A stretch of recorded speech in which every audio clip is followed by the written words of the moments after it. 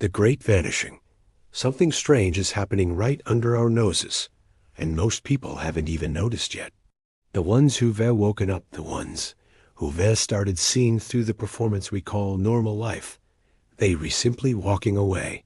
No dramatic exits, no lengthy explanations, no burning bridges. They're just gone.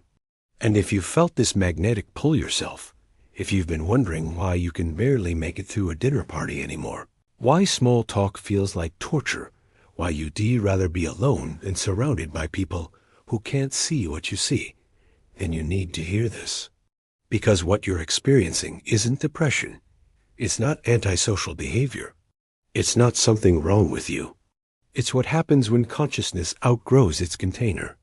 Let me tell you exactly what I mean by waking up. I'm not talking about reading some self-help books or having nice thoughts about universal love. I'm talking about the moment when you suddenly see that most people are operating on autopilot. They're reciting scripts handed to them by culture, family, media, education.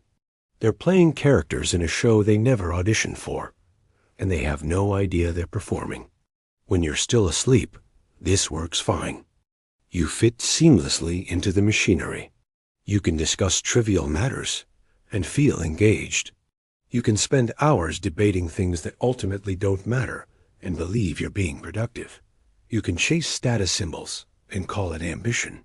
But once your eyes open, once you actually see the mechanics of the game everyone's playing, everything fractures. It's like being the only sober person at a party where everyone else is drunk. They're having a great time in their altered state, but you're watching them stumble around, repeat themselves, laugh at nothing. And you can't join them anymore because you see what they can't, that none of it is real. The unspoken contract you re-breaking. Here is what nobody tells you. Our entire social structure depends on everyone agreeing to participate in certain illusions. We agree to pretend that our job titles define our worth.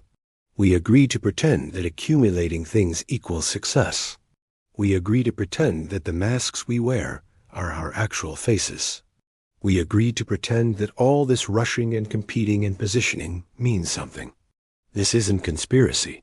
It's just how collective consciousness works when it's asleep. Everyone unconsciously participates in maintaining the dream, and the dream only functions when no one questions it.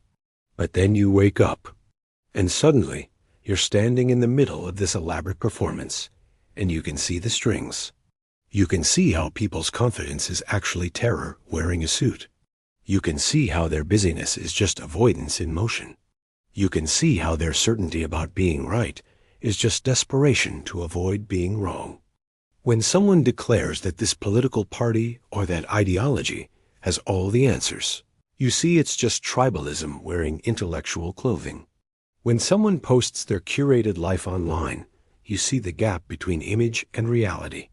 When society splits into opposing camps, each convinced the other is evil, you see that both are just reflections of the same unconsciousness. And here's the problem. Your very presence threatens this agreement. You don't even have to say anything. People can feel that you're not participating in the same way they are. They sense that you see something they're working very hard not to see. And this makes them deeply uncomfortable, because if you can see through the illusions they depend on, maybe those illusions aren't as solid as they thought. The loneliness of being awake. This is where the isolation begins. Not because you're choosing to be alone, but because authentic connection requires both people to be operating from consciousness. And when you're awake surrounded by people who are sleeping, there's nobody home to connect with. You'll try. You'll attempt to have real conversations. You'll want to discuss what you're actually seeing and feeling and discovering. But you'll watch people's eyes glaze over. You'll feel them subtly backing away from the depth. You'll notice how quickly they redirect to safer, shallower waters. And the worst part? You can't even explain what's happening without sounding arrogant or crazy. How do you tell someone that you've seen through the game without implying you think you be better than them?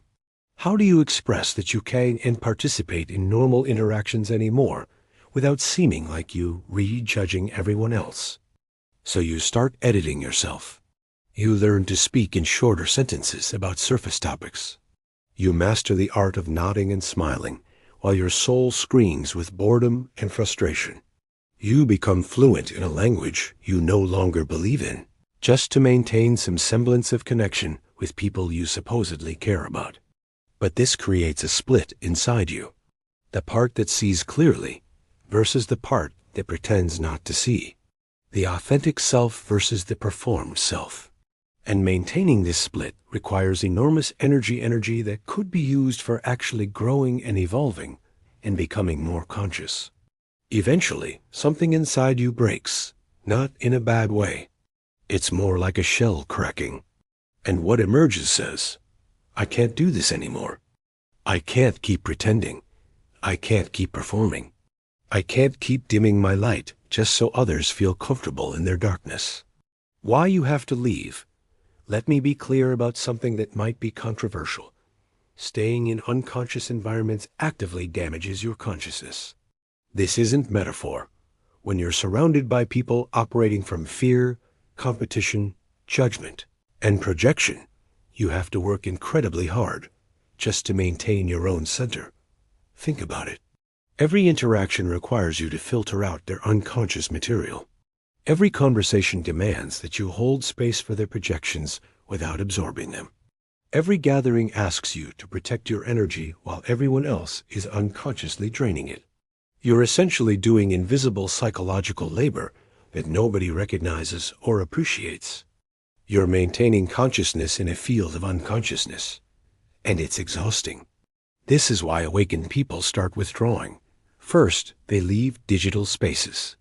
Social media becomes intolerable because it's engineered to keep people reactive, comparative, and distracted. Every scroll is an invitation to judgment. Every post is a performance. Every comment section is a battlefield of unconscious projections.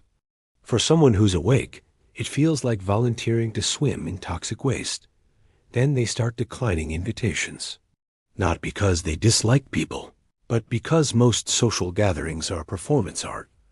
Everyone showing up as their edited selves. Everyone competing to have the best stories, the right opinions, the most impressive updates. And when you can no longer perform, when your authentic self has emerged and refuses to play the game, these gatherings become unbearable. Next, they begin leaving relationships. This is painful because these are often people they genuinely love. But some relationships were built on the sleeping version of you. They were formed when you both agreed to stay on the surface, avoid difficult truths, and maintain comfortable illusions. Now that you're awake, the foundation has shifted. You're speaking different languages, living in different realities. Finally, many leave their careers. This is often the hardest because we're conditioned to believe our work is our identity. But awakened people can no longer participate in systems they see through. They can't pretend that meaningless tasks matter. They can't generate fake enthusiasm for things that don't serve consciousness. They can't spend their limited life energy maintaining structures built on unconsciousness. What happens in the wilderness? Here is what people misunderstand about this withdrawal. They think it means becoming depressed, isolated, and disconnected from life. But the opposite happens. In stepping back from unconscious society, awakened people finally stop being lonely. There's a crucial distinction here. Loneliness is being surrounded by people who don't see you. Solitude is finally having space to be yourself. When you withdraw, you stop pretending. You stop performing. You stop translating your depth into shallow language just to be understood. And in this authentic solitude, something remarkable occurs. You meet yourself for the first time. Not the version you've been performing for others. Not the role you've been assigned. But the actual consciousness that you are. This is what I call the wilderness phase. And it's completely necessary for transformation. You cannot evolve while maintaining all your old patterns and connections. You cannot become something new while still living as the old version. The caterpillar doesn't transform into a butterfly while continuing to crawl on the ground. It must withdraw into the cocoon. In this wilderness time, you're not escaping reality. You're finally engaging with it. You're processing all the unconscious material you've absorbed over the years. You're healing from the violence of pretending to be someone you're not. You're rebuilding the internal strength to stand in your truth even when everyone around you is still asleep. This is when the real work happens. The shadow integration, the pattern breaking, the belief dismantling, the identity reconstruction. And it must happen alone because no one else can do it for you. No guru can hand it to you. No book can give it to you. You must descend into your own depths and face everything you've been avoiding. The return of the transformed. But here's the beautiful part. This withdrawal isn't permanent. It's a phase, a necessary season. Because once you've done the deep work, once you've integrated what needed integrating, once you've found your authentic self, beneath all the conditioning, you can return. But you return different. You return as what I call a conscious outsider. Someone who lives on the border between the sleeping world and the awakened world. You're in society, but not of it. Present, but not absorbed. Available, but not dependent. Engaged, but not entangled. From this place, you might work with individuals who are beginning to wake up. You might create things that speak to deeper truths. You might write or teach, or simply live in such an authentic way that others begin questioning their own performances. But you never go back to pretending.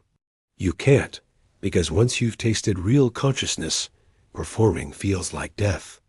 Now, some people will ask, isn't this selfish? Shouldn't we stay and help wake others up? Shouldn't we fight to change the system from inside? And I want to address this directly because it's important. You cannot give what you don't have. If you haven't fully awakened yourself, if you haven't done your own shadow work, if you're still running on unconscious patterns, then what exactly are you offering? You'd just be one more sleeping person trying to wake up other sleeping people. You'd be projecting your own confusion while claiming to offer clarity.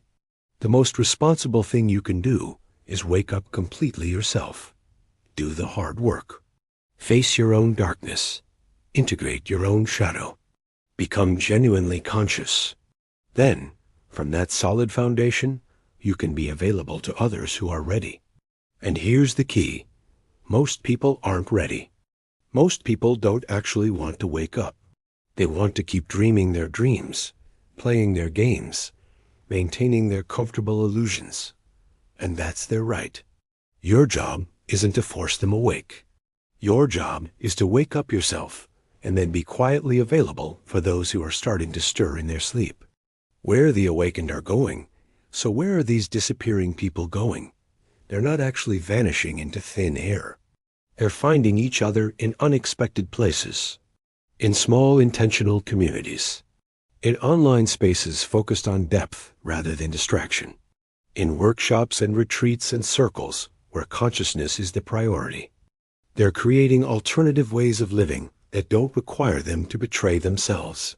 They're building lives around authenticity rather than performance. They're choosing truth over comfort, consciousness over convenience, depth over superficiality.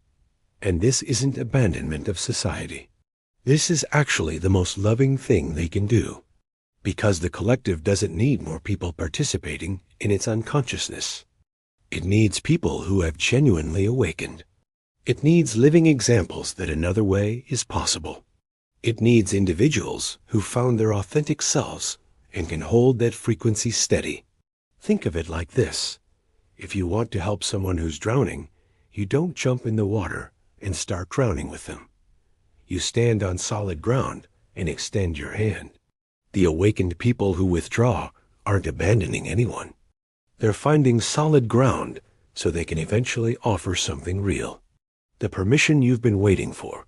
So if you're feeling the pull to withdraw, if you're finding it harder to participate in normal society, if you're losing interest in the performances and games and noise, listen to that pull. It's not weakness. It's not antisocial behavior. It's your consciousness demanding the space it needs to fully emerge. Give yourself permission to disappear for a while. Give yourself permission to be alone. Give yourself permission to stop pretending, stop performing, stop translating your depth into shallow terms just to maintain the longing. This is your soul calling you home. This is your authentic self asking for room to breathe. This is consciousness saying it is time to stop betraying what you see just to fit in with people who refuse to see. You don't need to announce it. You don't need to justify it. You don't need anyone's approval or understanding. You simply need to honor what's true for you in this moment. Use your wilderness time well. Do the inner work that only you can do. Face the shadows you've been avoiding. Integrate the parts of yourself you've been denying. Find the authentic self beneath all the conditioning and programming and performance. Because this is what the world actually needs. Not more people pretending to be awake while still operating from unconscious patterns, but people who have genuinely done the work. People who have faced their darkness and found their light. People who can stand in truth without needing everyone else to validate it. The beginning, not the end. The conscious are disappearing because they must. Because real transformation requires withdrawal. Because authenticity can't emerge while performing a role. Because consciousness can't develop in environments committed to unconsciousness. This isn't the end of anything. It's the beginning. The beginning of genuine awakening in a world that desperately needs it. But that awakening must be cultivated in solitude before it can be shared in community. So if you must disappear, disappear without guilt. If you must withdraw, withdraw without apology. If you must be alone without shame. And trust that you're following a pattern as old as consciousness itself. The seed must break apart in darkness before it becomes a tree. The caterpillar must dissolve in the cocoon before it becomes a butterfly. The conscious person must withdraw from sleeping society before they can return with something real to offer. You're not abandoning anyone. You're not running away. You're not failing. You're preparing. You're transforming. You're becoming what the world will eventually need you to be. And that is the most loving act possible. The great disappearing isn't a tragedy. It's a transformation. And on the other side of it, when you return, if you choose to return, you'll bring something the sleeping world has never seen. The living proof that waking up is possible. And sometimes, that's the most powerful teaching there is.